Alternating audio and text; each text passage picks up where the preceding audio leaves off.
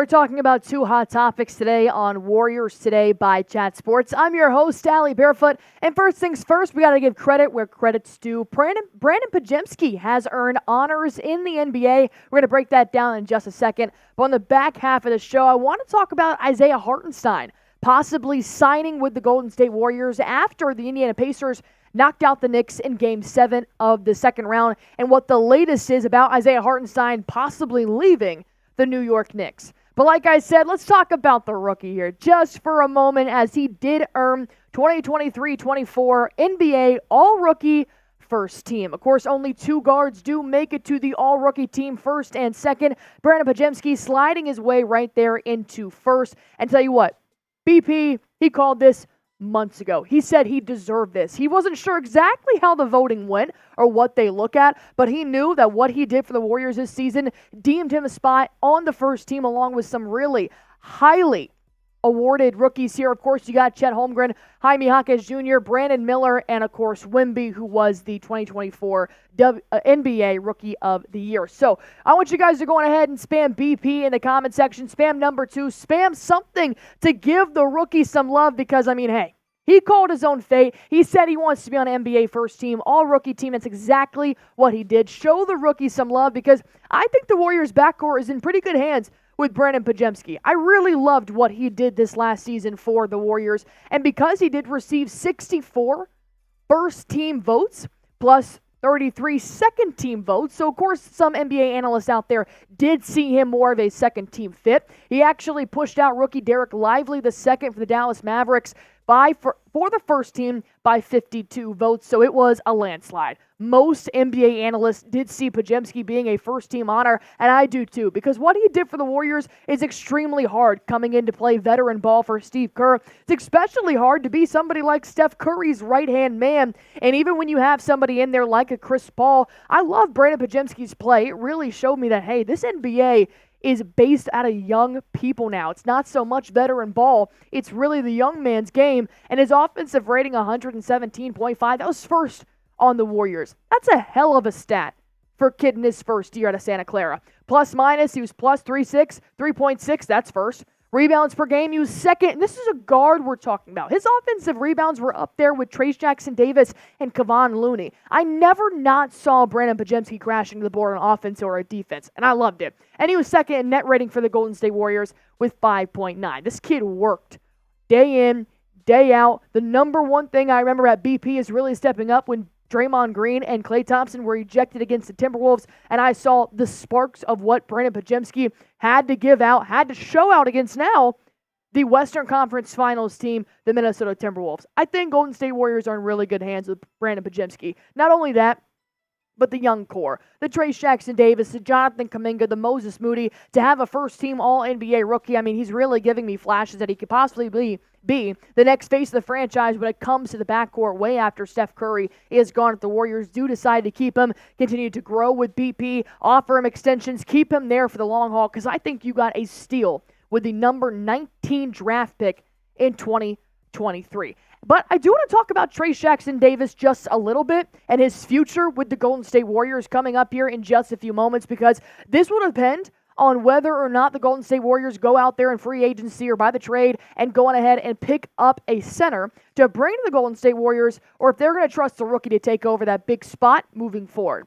But first things first, I want to tell you guys about our sponsor here on Warriors Today and every day, PrizePicks, the number one daily fantasy sports app in America. Here's why I play it every single game day. I think this is just such a modern type of app and a modern type of way to put money down on games. It's so aesthetically easy. It's so fun to play. It takes me less than 60 seconds to make my picks every single game day. This weekend, all I did was watch NBA postseason, and it was so much fun. To have that happen, and then just to be able to go and put my PrizePicks down so that I could just keep up to date with how the game's doing. I'm constantly checking the box scores, constantly checking PrizePicks, and they've already got their PrizePicks set for tomorrow's matchup for the start of the Eastern Conference Finals. I have Jason Tatum having more than 10 boards. He's already averaging a double-double. TJ McConnell to have more than 10 points here in tomorrow's ballgame. And Tyrese Halliburton, who was shooting lights out against the New York Knicks in Game 7, to have more than 19.5 points.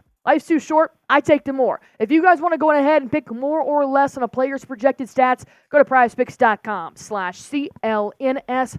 Use that promo code CLNS for a first-time deposit match up to $100. Pick more, pick less. It is truly that easy to watch yourself win some real money in real time.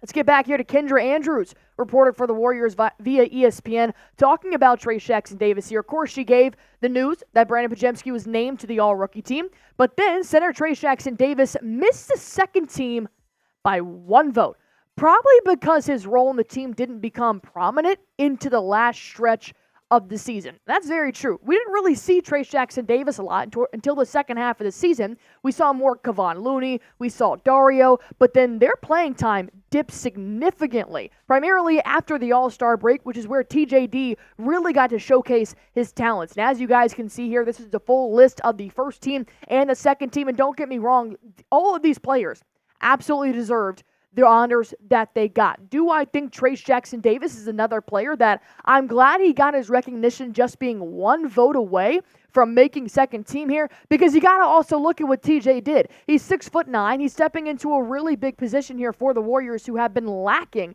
a big man for the last couple of seasons, and he still put up about 8 points per game, 5 rebounds, not bad at all, 1 block a game, and we saw that in real time. It was beautiful. The way that he can read the trajectory of the ball and the shots to really avoid goaltending, but also to still get his aggression up there and block, I think he has a big future in blocking big shots and shooting 70% from the field, of course, primarily making most of his shots around the rim. I do think that Trayce Jackson-Davis really solidifies this lineup to move Draymond Green to that 4 spot and just focus on having a tall, athletic big. He's got the wingspan, he's got the height, maybe a little more muscle here in the next coming years. Of course, we've seen that from several players who get more bulk, and they get stronger throughout their time in the NBA, but I do think Trayce Jackson-Davis can be a reliable center for the Warriors right now. But I'm not Mike Dunleavy, I'm not Steve Kerr. I want to hear what you guys think. Do you agree with me? Do you think TJD could be next year's starting center? Go on ahead and type Y for yes, type N for no down below, because you got to look at it here.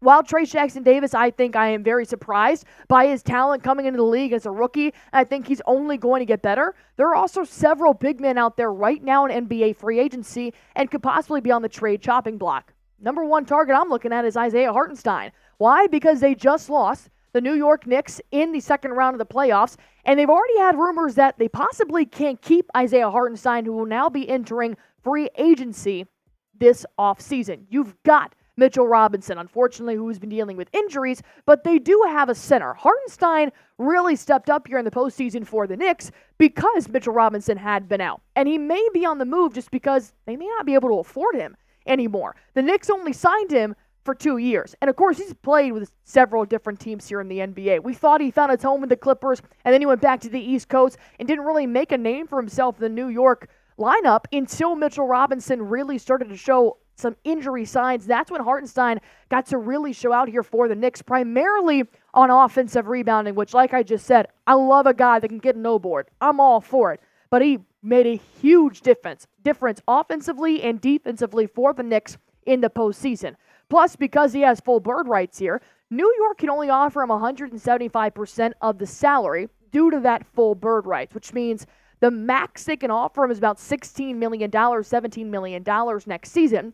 But I'm just wondering, would Golden State Warriors possibly pay that price? Would they possibly pay him more?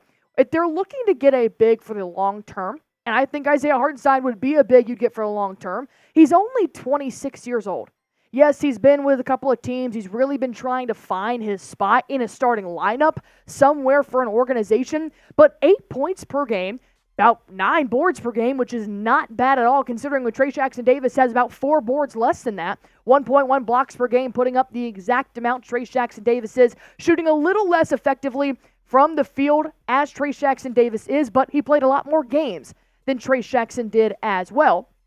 Hartenstein also ranked 7th in offensive rebounding this season in the NBA, averaging 3.3 a game. That would help a ton for the Golden State Warriors to constantly keep getting Steph Curry the ball to shoot more shots, to constantly keep getting Brandin Podziemski more looks around that wing, or Jonathan Kuminga to make a play around the rim. You want a big that's not only going to help you clean the glass defensively to bring you back to offense, but to keep you there. And if Isaiah Hartenstein can do that and help out Stephen Curry, and not to mention Brandin Podziemski is a phenomenal offensive rebounder. If you put them both in the same starting lineup, I can't imagine any defenses getting anything done with Hartenstein down low and BP coming from crashing the board from the top of the three-point line. But overall, Hartenstein's going to be looking for a big contract here, as he should. He's got the resume in the postseason now, and that's what everybody wants, right? Regular season's great until it comes to playoff time. The regular season doesn't matter anymore. Isaiah Hartenstein's going to be looking for a big deal. And we were talking to Knicks Now host Marshall Green just a little bit earlier, and he's saying, look, I could see the Knicks offering him a 4-year deal with whatever money they could possibly offer him. But if somebody can make a better offer in a 4-year contract, Isaiah Hartenstein could be open for it. You waive Chris Paul's $30.8 million. You like to see what you can kind of clear up here with salary shedding